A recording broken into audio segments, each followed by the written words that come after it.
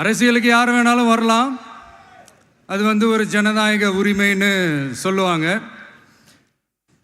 ஆனால் மக்களுக்கு ரொம்ப ரொம்ப பிடிச்சி போன ஒருத்தன் அரசியலுக்கு வரான்னா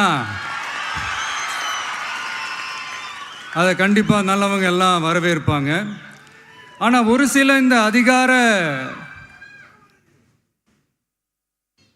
இல்லை அது வேணாம், ஒரு சில பேருக்கு மட்டும் கொஞ்சம் எரிச்சல் வரத்தானே செய்யும். அது இருக்கும் தானே. என்னடா இவன் திடீர்னு ஒருத்தன் என்ட்ரி கொடுத்துட்டானே, இது வரைக்கும் நாம சொன்ன பொய்யெல்லாம் நம்பிக்கிட்டு மக்கள் நமக்கு ஓட்டு போட்டுக்கிட்டு இருந்தாங்களே,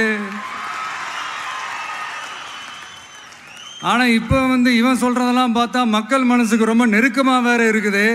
அதுவே நமக்கு ஒரு பெரிய நெருக்கடியாகவும் இருக்குது. இவனை என்ன பண்ணலாம், என்ன செய்யலாம்,